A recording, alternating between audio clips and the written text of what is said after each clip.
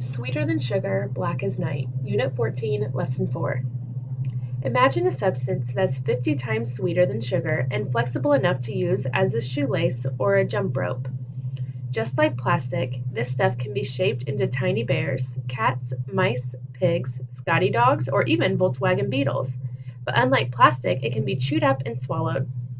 It sounds like a candy from the future, but it's so old it was found, in a slightly different form, in King Tut's tomb. It's licorice. The word licorice comes from the scientific name of a plant, Glycyrrhiza, which is Greek for sweet root. Hundreds of tons of this root, grown in Southeast Europe and Southwest Asia, provide a flavoring used not only in candy but in beverages, tobacco, and medicine. People from the Middle and Far East have grown licorice for thousands of years. Ancient Egyptians, Hindus, Chinese, Sumerians, Assyrians, Babylonians, and eventually the Greeks and Romans all were acquainted with its sweet flavor. Egyptians used it to make a soft drink called mesous, which is still popular in modern times. The Chinese believed it helped their endurance and kept them youthful. Ancient soldiers found that if they chewed the root on long marches, it would prevent thirst. Greeks and Romans ate licorice to treat coughs, asthma, colds, and sore throats.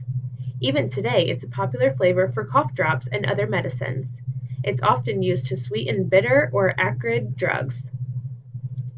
But though people in the past used licorice as a medicine, today doctors know that if you eat too much, it might make you sick.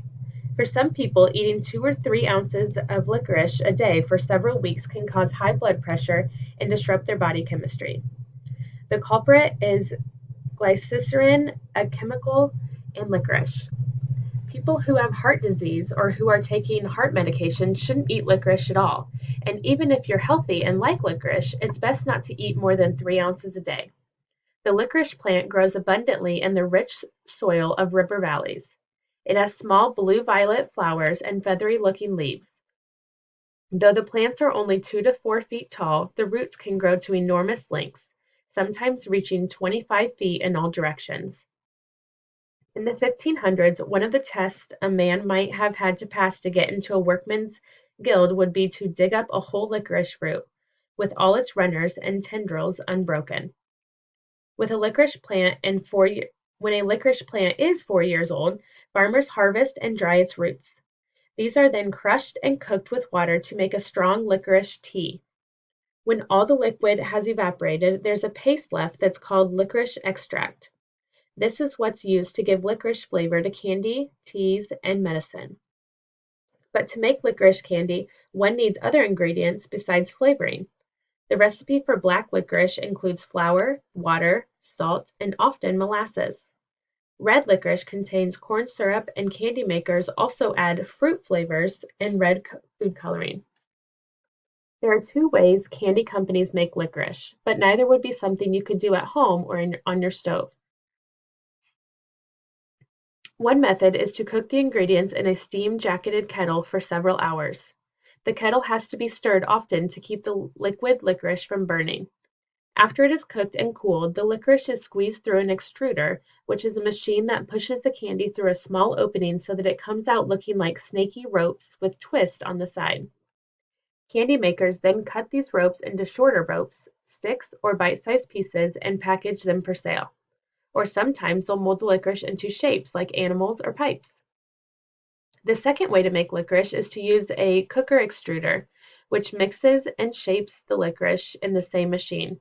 It takes less time to cook licorice this way, and the product has a slightly different texture than licorice cooked in a steam kettle. Although we usually think of licorice as something to eat, some of its more interesting uses have little to do with food. Much of the natural licorice grown today ends up flavoring tobacco instead of candy. But what about the parts of licorice that are left when the flavor is removed? One of the products of licorice roots is a liquid that produces a foam.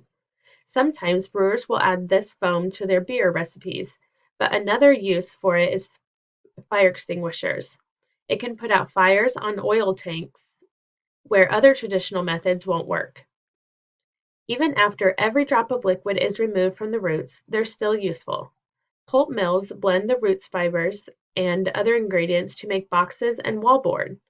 Walls with only a half-inch thick piece of this fiber board are better insulators from heat, cold, and sound than 6-inch walls of brick, stone, or concrete. But the sweetest use for licorice is candy. This adaptable tree is popular all over the world. When you go to a candy store, it's fun to look at and try all the different kinds of licorice candies.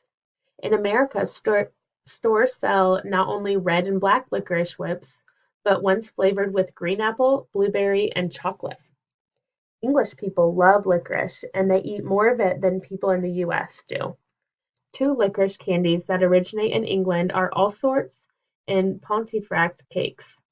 Allsorts are pastel-colored round and square candies that alternate layers of licorice and coconut. Pontefract cakes are soft, coin-shaped black licorice. They've been around since Elizabethan times when licorice was grown in the Pontefract district of Yorkshire. Today, some of these candies are still decorated with a stamp of Pontefract Castle. In Finland, red and black licorice is shaped like little smoking pipes, while in Germany it's shaped into wheels. These wheels are made up of string licorice rolled around and around itself into 1-inch spiral shapes. Black licorice wheels look like little phonograph records. Salty licorice is very popular in Holland, and it comes in coin and diamond shapes. Another popular Dutch candy is the Kaji or kitten. These little black cats are made of strong flavored licorice and are almost too hard to chew. Although it seems odd, many flavors such as mint, coffee, apricot, cherry, honey, and chocolate are combined with licorice to make tasty treats. Coletta lakritz from Sweden looks sort of like M&Ms, but they are lentil-shaped, and the coating over the chocolate center is licorice. Unfortunately, many American candies that are called licorice actually contain no licorice flavoring at all. Licorice, fennel, and anise all have an essential oil called anethole, which gives them a distinctive taste. Many licorice candies are actually flavored with anise instead. Next time you eat licorice, check the package to see if licorice extract is one of the ingredients.